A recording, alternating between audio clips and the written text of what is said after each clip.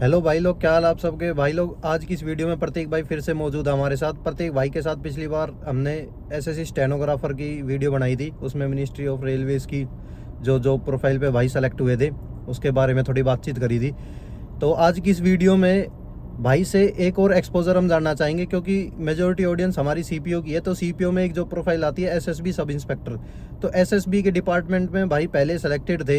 इसमें स्टेनो में सेलेक्ट होने से पहले वहाँ भाई ने कुछ टाइम सर्व किया है। तो भाई है ना, इस वीडियो में हम एसएसबी की जॉब प्रोफाइल पता करेंगे और जो एसआईजीडी लगता है उसकी जॉब प्रोफाइल क्या है वो बताएंगे, और एसएसबी डिपार्टमेंट कैसा है वो बताएंगे।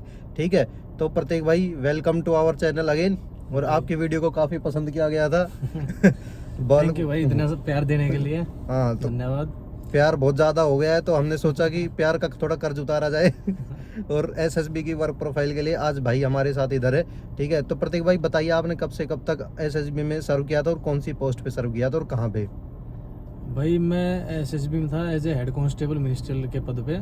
और मैंने मार्च में ज्वाइनिंग की थी 2022 में, और मैंने अप्रैल 2 महीने की थी। मैंने अप्रैल में फिर रिजाइन दे दिया था वहाँ से, क्योंकि मुझे वहाँ पे पढ़ने का थोड़ा टाइम नहीं मिल पा रहा था और मुझे आगे तैयारी करनी थी। उस जॉब में मेरे को नहीं रहना था। पर प्रतीक भाई कहते हैं कि हेड मिनिस्ट्रियल की अगर कोई भी फोर्स में जॉब मिलती है तो वो एज ए क्लैरिकल नेचर होती है और उसमें टाइम बाउंड आपकी ड्यूटी होती है, तो उसके बाद टाइम बचता रहता है, सैटरडे संडे छुट्टी रहती है। ऐसे ही जो है धारणा बनी हुई है, तो उसके बारे में आप क्या कहना चाहोगे?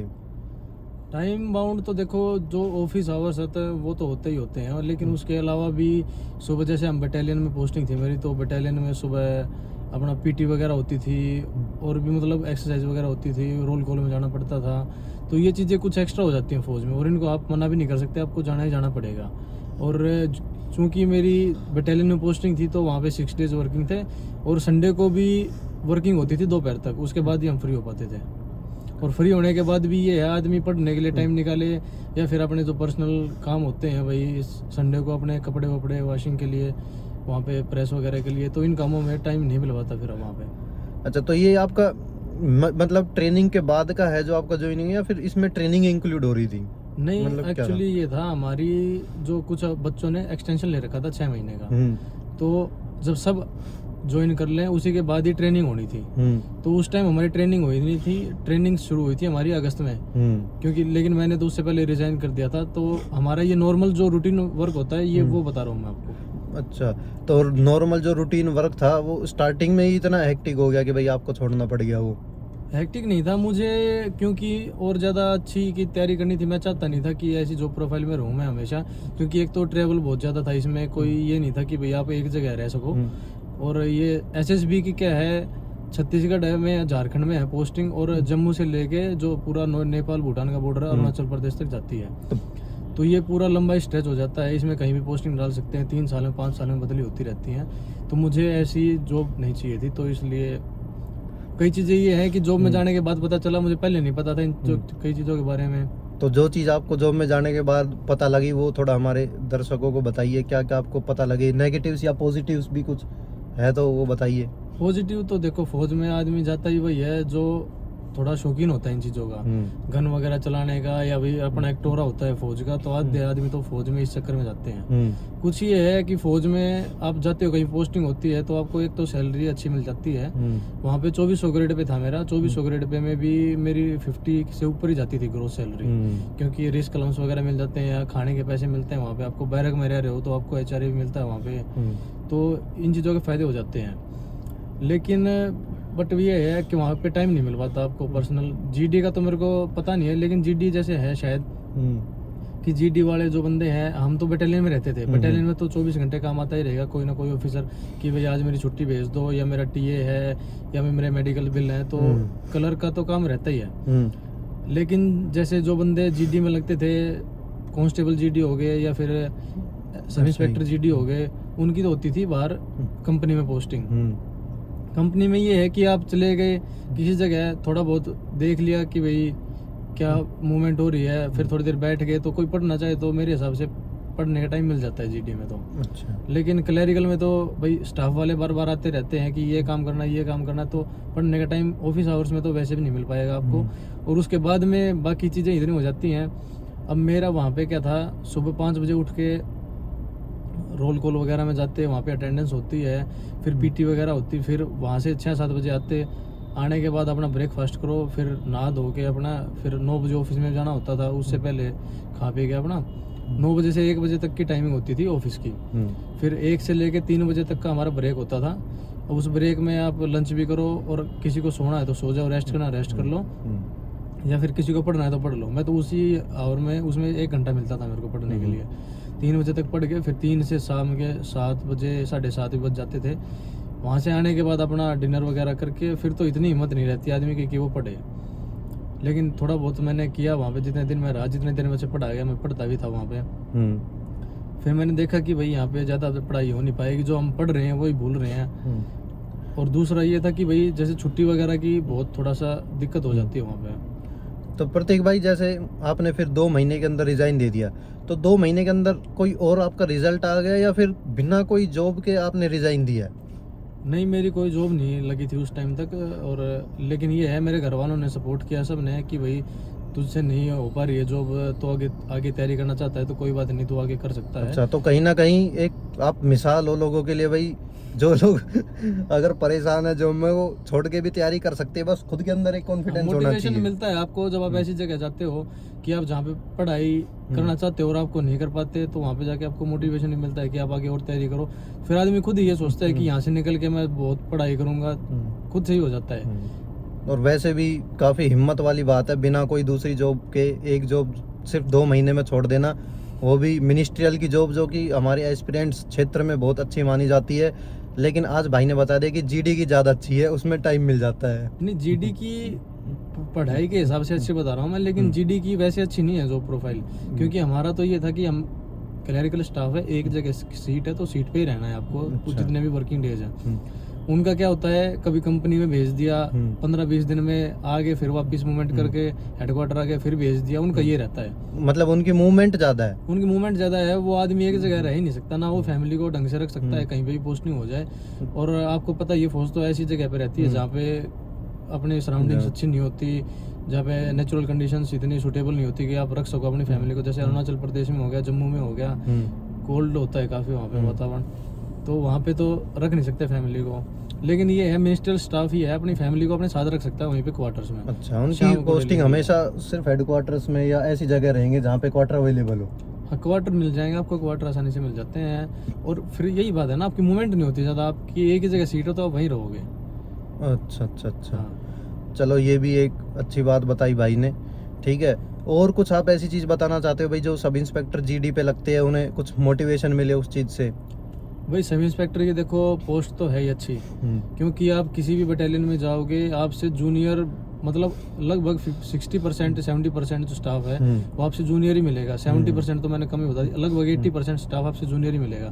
तो आपकी इज्जत तो देखो पूरी होगी वहाँ पे। और रुतबा, वो जो मैं कह रहा हूँ, रुतबा तो होता ही है फौज में। जो आदमी जाता है फौज की जो ड्रेस पहनते हैं उसकी तो अलग ही इज्जत होती है।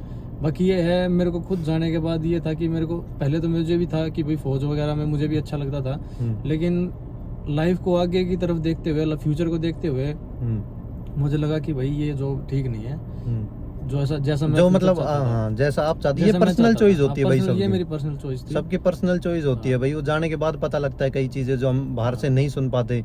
फिर हम ऐसे इंटरव्यू लेके 1-2 बात निकलवाते हैं, हालांकि सारी बातें फिर भी नहीं निकाल सकते हम, ऑनलाइन प्लेटफॉर्म है। लेकिन कहीं ना कहीं आप लोग समझ जाओ कि भाई जो रेस्ट्रिक्टेड, कुछ रेस्ट्रिक्शंस आ जाती है, रेस्ट्रिक्शन बहुत ज्यादा अंदर जाने के बाद डिपार्टमेंट में पता लगता है हाँ भी रेस्ट्रिक्शंस होती हैं। ठीक है, इतना आसान नहीं है जितना बाहर से हम लोग देख पाते हैं, इतना आसान नहीं होता। नहीं, इतना नहीं होता। आप अपनी मर्जी से तो कुछ कर ही नहीं सकते। सबसे पहली बात तो यही है। बट ये इसमें फायदा ये है कि भाई आप अलग अलग जगह पोस्टिंग में जाते हो, आपको घूमने का मौका मिलता है, अलग अलग लोगों से मिलने का मौका मिलता है। एक चीज अगर आप पूरा निचोड़ निकालोगे तो ये है कि आपकी फैमिली लाइफ थोड़ी बहुत ही कम हो जाएगी, मतलब 60-70% कम हो जाएगी। फैमिली देखो, आपकी फैमिली भी नहीं है, और आपके जो यहाँ पे जैसे आप कहीं रहते हो तो आपके अड़ोस पड़ोस में भी लोगों से आपको, जैसे मान लो आप कहीं पोस्टिंग हो गई, आपकी 10 साल बाद कहीं पे मिल रहे हो, तो किसी के अड़ोस पड़ोस में शादी हो जाती है, जान पहचान वाले, उनके भी कोई नॉन पहचानता ही नहीं है कि भाई कहाँ रहता है ये, वो बस ये हो जाता है। बाकी और कोई ऐसी दिक्कत वाली बात नहीं है। जॉब तो देखो सारी अच्छी होती हैं, किसी में कोई कमी होती है, किसी में कोई कमी होती है, लेकिन सबको अपनी इच्छाओं के अनुसार वहाँ जिसको जो कमी अपने मिटा सकता है भाई, अपने वहाँ जाके अपना, ठीक है, जिस सबकी अपने अपनी वो है। हाँ यही है बस, और कोई वैसी ये नहीं है कि भाई जॉब खराब है, जॉब अच्छी भी है, अच्छाइयाँ भी बहुत हैं जॉब में। किसी के लिए कुछ अच्छा, किसी के लिए वो बस बुरा, यही बात है। बस कोई वही आदमी है। मजबूरी में भी करता है, किसी को करनी पड़ती है। अब मेरा थोड़ा फैमिली बैकग्राउंड ठीक था तो इसलिए, और घर वालों ने सपोर्ट किया मुझे कि भाई छोड़ दे, कोई बात नहीं, अपना तैयारी कर लेना आने के बाद, तो फिर मैंने छोड़ दी थी इस चक्कर में। ये है बाकी अगर किसी को ज्वाइन करना हो और छोड़नी हो तो उसमें ये है कि आप, अगर आपको छोड़नी है तो आप ज्वाइन मत करना, क्योंकि अगर आप ज्वाइन करोगे, अगर आपने ट्रेनिंग कर ली तो आपको ट्रेनिंग का खर्चा भरना पड़ेगा, और ट्रेनिंग नहीं हुई है, ट्रेनिंग के बीच में कर रहे हो तो बीच का खर्चा भरना पड़ेगा आपको, और ना तो 3 महीने की सैलरी, इन दोनों में से जो भी चीज़ ज़्यादा होती है वो आपको भरनी पड़ती है जब आप रिजाइन करो। और ट्रेनिंग का खर्चा मेरे हिसाब से एक दिन का 1000-1500 रुपए रखते हैं शायद, ऐसा। नहीं, दिन का तो मेरे को पता नहीं है, लेकिन 2-3 लाख रुपए शायद हो ही जाते हैं कम से कम। हाँ इतने, ठीक है। और दूसरा ये है कि 10 साल के बाद आप रिजाइन कर सकते हो, तब आपको कोई पैसा नहीं भरना होता, इसमें ये था। ये लगभग शायद सीआरपीएफ में भी यही रूल है, लगभग सभी में ये सभी रूल होम है। मिनिस्ट्री के अंडर आते हैं तो शायद सेम ही होगा सब में। ठीक है, तो आज प्रतीक भाई ने एसएसबी के बारे में कुछ ब्रेकिंग न्यूज़ बताई है खुलासे करे हैं, ठीक है, क्योंकि सीपीओ में भी लोग सीआईएसएफ के बाद एसएसबी को प्रेफर करते हैं, तो इससे ये पता लगेगा कि भाई एसएसबी, आईटीबीपी, बीएसएफ सब में कोई ज़्यादा डिफरेंस है नहीं, सब लगभग एक बराबर ही है, एक बराबर ही वर्क नेचर है सबका। तो ठीक है, बाकी ये है एसएसबी की इतनी ज़्यादा हेक्टिक नहीं है, जैसे सीआरपीएफ को कहीं पे भेज देते हैं ज़्यादा भाई, मूवमेंट बहुत ज़्यादा हो जाती है, मूवमेंट में भी, और फिर रिस्की एरियाज में ज़्यादा भेज देते हैं सीआरपीएफ को, लेकिन इसमें एसएसबी में इतना कोई ज़्यादा रिस्क नहीं है, अपनी नॉर्मल जॉब है।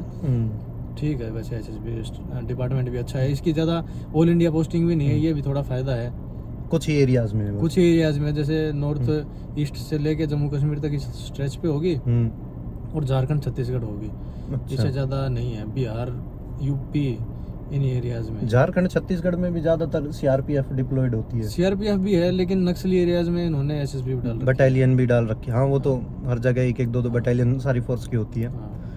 चलो, इसमें यही है कि भाई अपना वर्किंग डेज 6 होते हैं बटालियन में, और हेडक्वार्टर में 5 वर्किंग डेज हो जाते हैं हमारे लिए, तो मिनिस्टर स्टाफ के लिए बता रहा हूँ। अच्छा। छुट्टियाँ ये हैं, हमें 60 EL मिलती हैं जब आप बटालियन में होते हो, और 15 CL होती हैं, लेकिन जैसे ही आप फ्रंटियर हेडक्वार्टर में आ गए या फिर स्टेशन हेडक्वार्टर में आ गए तो वहाँ पे आपको 30 EL हो जाती है और 15 CL हो जाती है। अच्छा, इसमें कुछ प्रमोशन का बताइए, प्रमोशन जीडी की तरफ हम ज़्यादा फोकस रखेंगे अगर आपको पता है तो, वरना मिनिस्ट्रियल का भी बता दीजिए। जीडी का तो जो कांस्टेबल जीडी जो लगते हैं उनका तो, जैसे मैं वहाँ पे गया था, मैंने ज्वाइनिंग की थी, तो 2007 वाले भी थे जनरल वाले, जिनका अभी तक प्रमोशन नहीं हुआ था 2022 तक।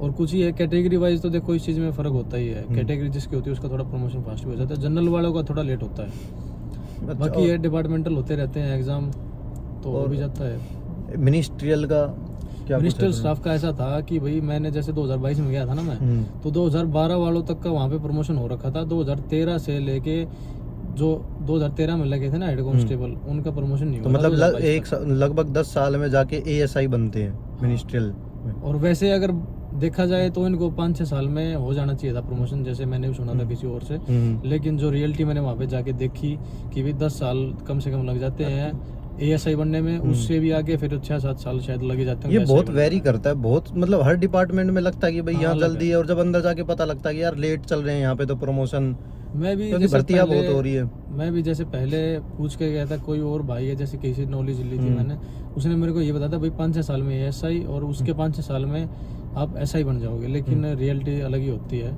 रियलिटी में तो प्रमोशन लेट चल रहा होता है डिपार्टमेंट्स में, लेट ही होता है। सभी में यही हाल है, लगभग सभी में ही लेट चलता है प्रमोशन। अच्छा, इसमें अपना SI जो GD रहता है वो, उसका भी यही हाल होगा?